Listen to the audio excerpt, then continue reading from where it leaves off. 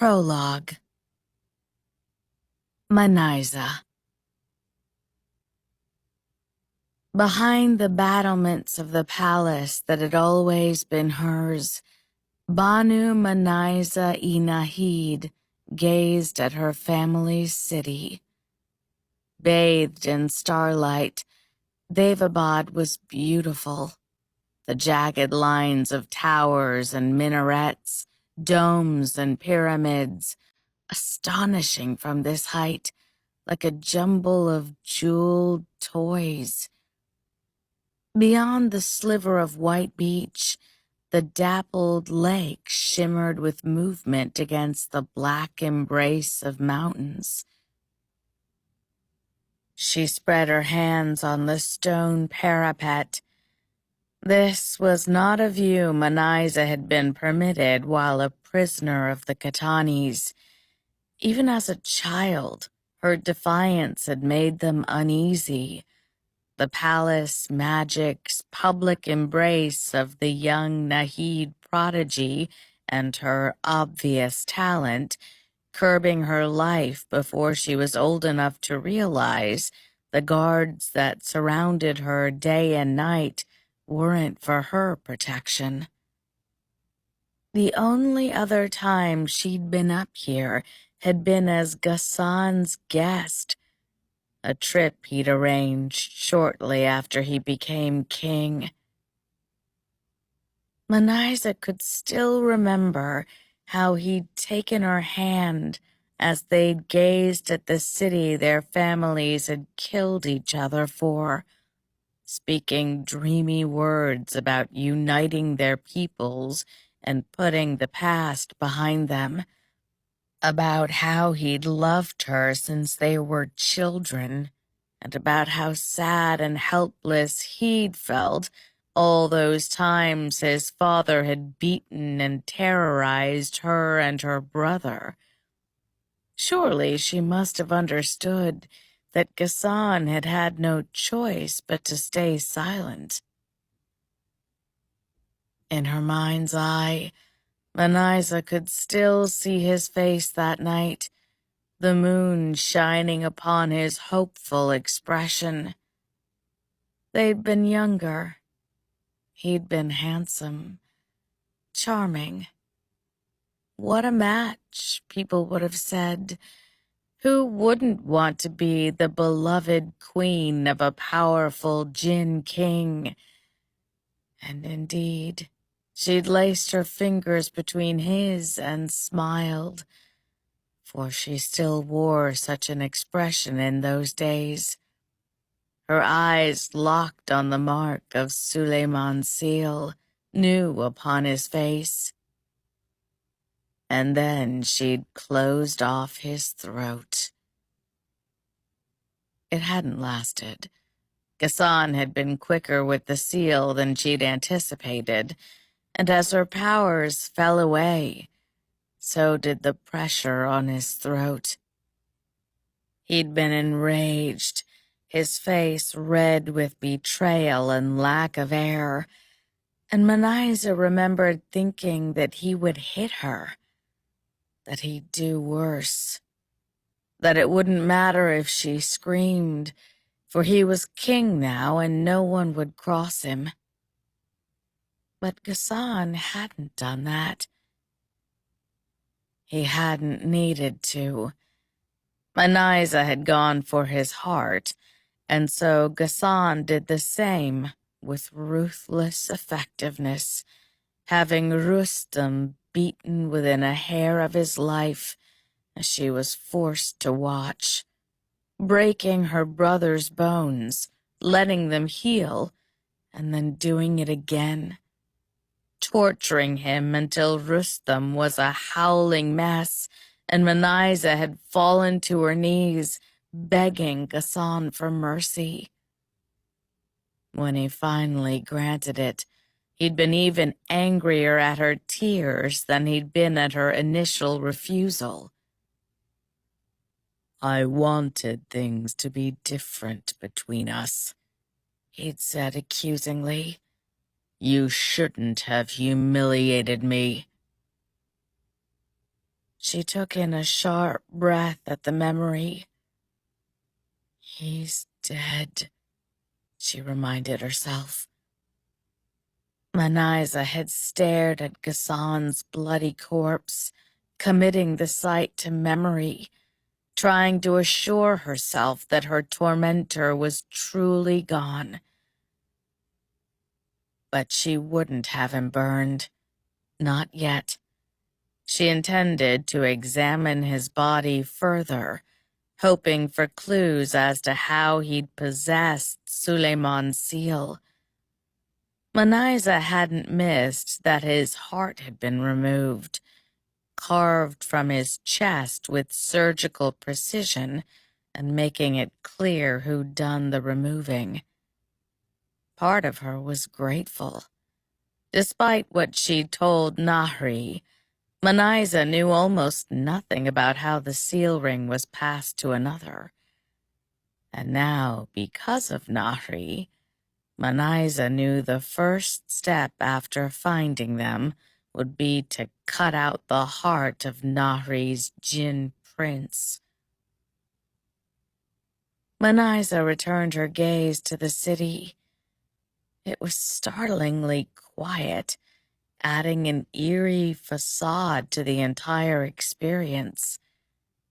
Daevabad might have been a kingdom at peace in the dead of night, safe and still under the helm of its rightful guardians. A lie a distant wail betrayed.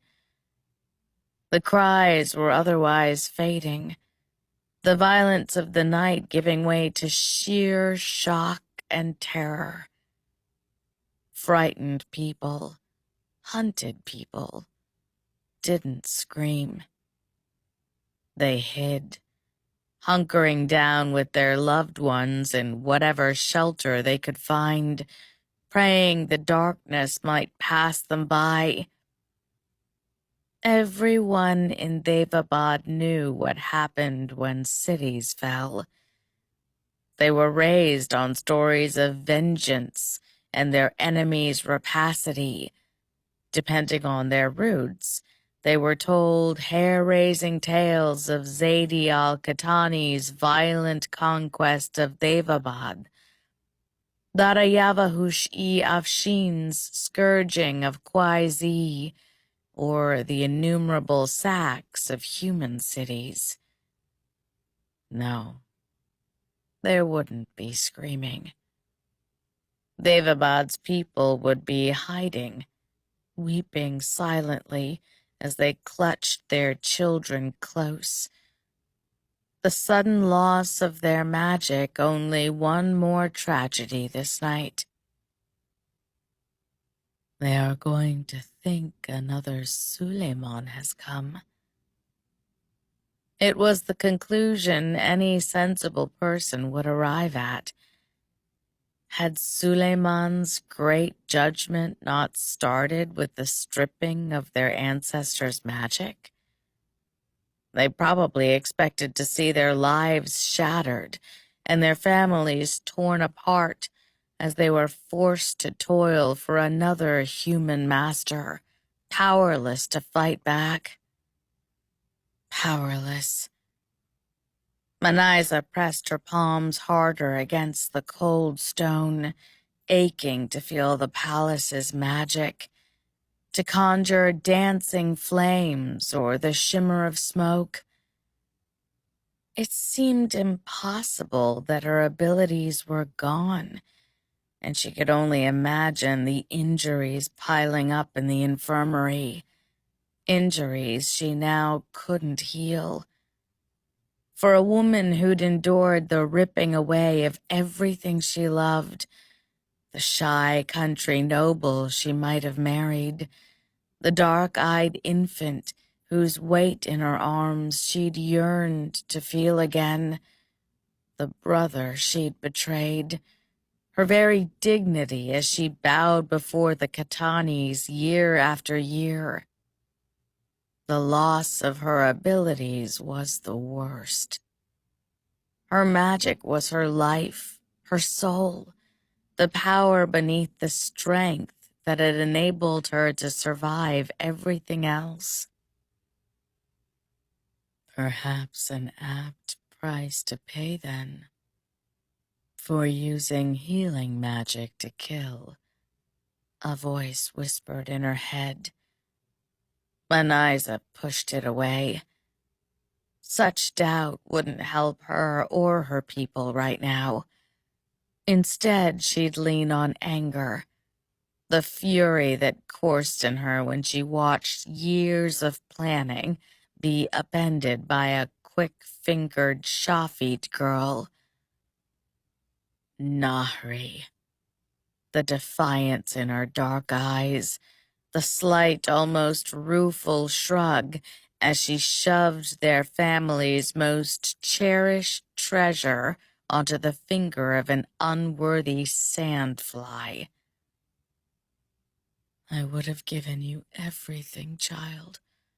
Everything you could have possibly wanted. Everything I never had. Enjoying your victory? Eshma's mocking voice set her teeth on edge, but Manaiza didn't so much as twitch. She'd been dealing with the Ifrit long enough to know how to handle him. How to handle everyone, really. You simply offered no target, no weaknesses, no doubt, no allies or loved ones. She kept her gaze forward as he joined her at the wall. A long time I've waited to look upon a Nahid city. There was cruel triumph in his voice. But it's not quite the paradise of the songs. Where are the Shedu, rumored to patrol the skies, and the gardens of jeweled trees and rivers of wine? The fawning Marid servants conjuring rainbows of waterfalls, and a library teeming with the secrets of creation. Manaiza's stomach twisted. Gone for centuries. She'd immersed herself in the great stories of her ancestors, and they painted an utterly unfamiliar Daevabad from what she saw now. We will bring them back. A glance revealed cold pleasure rippling across Eshma's fiery visage. She loved this place, he continued. A sanctuary for the people she'd dragged back together. Her carefully tended paradise that allowed no sinners. You sound jealous. Jealous? 3,000 years I dwelled in the land of the two rivers with Anahid, watching the floods recede and the humans rise. We warred with the Marid and traveled the desert winds together. All of that forgotten because of some human's ultimatum. You chose different paths in dealing with Suleiman. She chose to betray her people and closest friends. She saved her people. I intend to do the same. And here I thought we were finally setting that aside and making peace. Eshma scoffed. How do you propose to do that, Banu Nahida? Do you think I don't know what's happened to your abilities? I doubt right now you could even summon a spark, let alone hope to fulfill your bargain with me. He raised a palm, a tendril of fire swirling between his fingers. A shame your people haven't had 3 millennia to learn other ways of magic. It took everything Manyza had not to stare at the flame, hunger eating through her soul.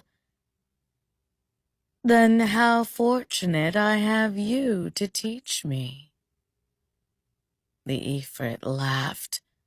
Why should I? I have been helping you for years already, and I've yet to gain a thing. You've gained a glimpse of an Ahid city. Eshma grinned. There is that, I suppose. His smile widened, his razor-sharp teeth gleaming. I could gain even more right now. I could throw you from this wall and kill her most promising descendant. Manyza didn't flinch. She was too accustomed to men threatening her. You would never escape Dara.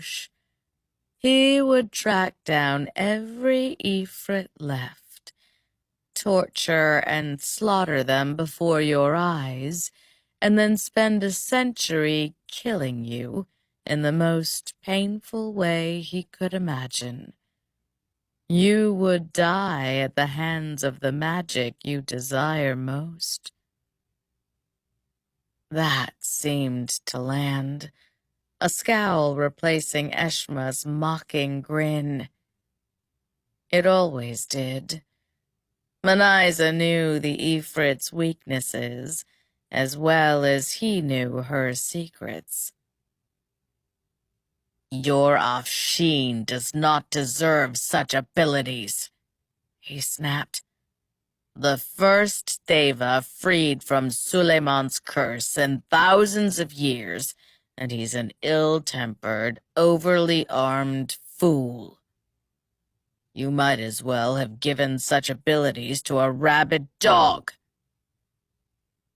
That wasn't an analogy Manyza liked. There was already a bit too much defiance simmering below the absolute loyalty she typically enjoyed with Dara. But she pressed on. If you desire Dara's abilities, you should stop issuing worthless threats and help me get Suleiman's seal back. I cannot free you from the curse without it. How very convenient. Excuse me? He dropped his gaze to stare at her. I said it is convenient, he repeated.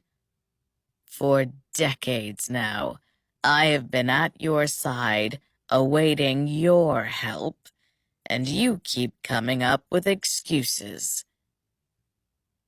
It is all very distressing, Banu Nahida. It's making me wonder if you're even capable of freeing us from Suleiman's curse. Manyza kept her face carefully blank.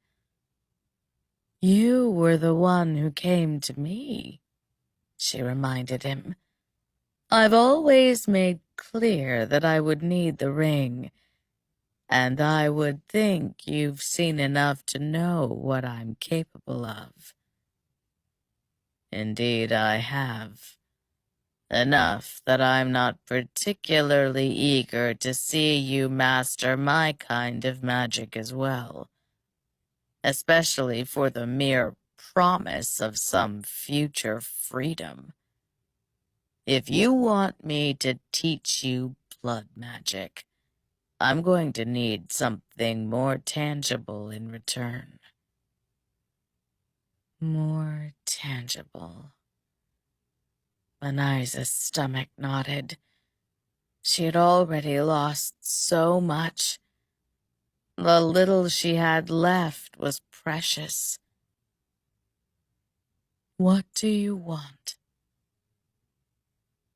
The Ifrit's cold smile curled again as his gaze drifted over Daevabad, the eagerness in it sending 100 warnings through her mind. I think of that morning every day, you know. That raw power scorching the air, screaming in my thoughts. I hadn't felt something like that since Anahid pulled this island from the lake. He ran his fingers along the parapet in a caress.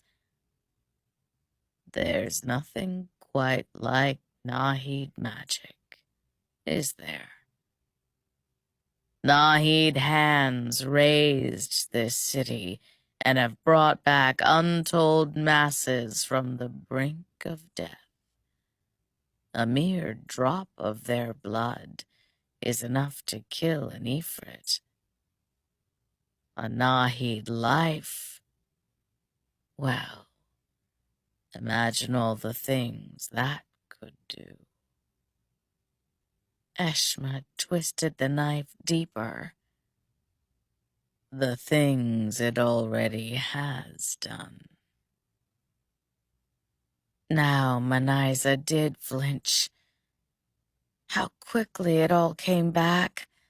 The smell of burned flesh and the sticky blood coating her skin.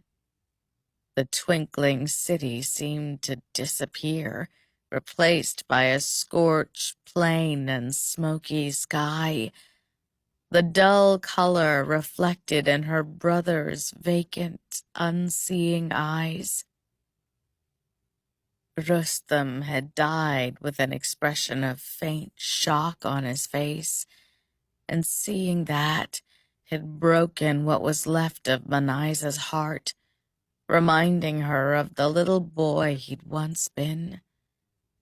The Nahid siblings who'd lost their innocence too soon, who'd stuck together through everything, only to be ripped apart at the end.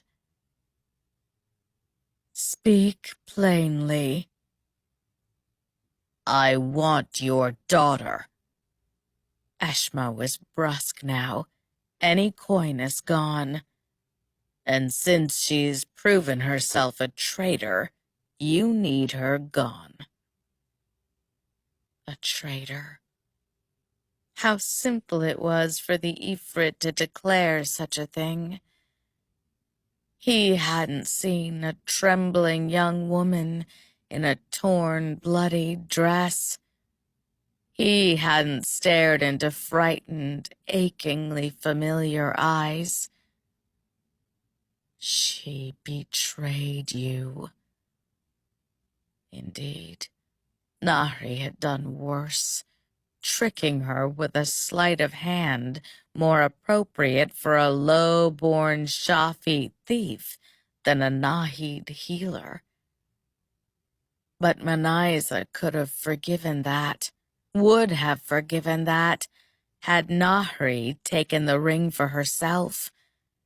Creator knew she could not judge another woman's ambitions. But Nahri hadn't.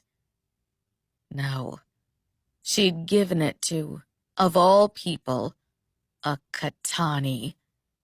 To the son of the king who'd tormented her, the king who'd stolen any chance Manaiza had at a happy life and driven the final wedge between her and her brother. Manaiza couldn't forgive that. Eshma spoke again, perhaps seeing the doubt in her long silence. You need to make some choices, Manaiza, he warned, his voice dangerous and low. Your scourge is obsessed with that girl. If she was clever enough to deceive you, how do you imagine that lovesick fool would fare if she made a play for his heart? But the things I could teach you, that Vizaresh could teach you. Eshma leaned closer. You would never again have to worry about Darayavahush's loyalty, about anyone's loyalty. But only for a price. A glimmer caught Manaiza's eye, a fiery shard of sun emerging from behind the eastern mountains, its brilliance taking her aback. Sunrise wasn't usually that bright in Daevabad, the protective magic veiling the city off from the true sky. But it wasn't just the sun's brightness that felt wrong. It was the silence accompanying that brightness. There was no drumming from the Grand Temple or Jin Adan, and the quiet failure to welcome the sun's arrival sent more dread into her heart than all the blood that had dripped from her unhealed finger. Nothing stopped the drums and the call to prayer. They were part of the very fabric of time in Daevabad, until Manaiza's conquest ripped that fabric to shreds. Daevabad was her home, her duty, and she'd torn out its heart, which meant it was her responsibility to mend it, no matter the cost. She closed her eyes. Manaiza had not prayed since she'd watched 2 Jinn scouts bleed out in the icy mud of northern Devasthana, dead at the hands of the poison she'd designed. She'd defended her plan to Dara. She'd gone forward with bringing an even worse wave of death to Daevabad, but she had not prayed through any of that. It felt like a link she had broken, and she knew the Creator would not help her now. She saw no alternative, only the path she'd forged and had to keep walking, even if there was nothing left of her by the time she finished. She made sure her voice was steady. Manaiza would not show the Ifrit the wound he'd struck. I can offer you her name, her true one, the name her father gave her.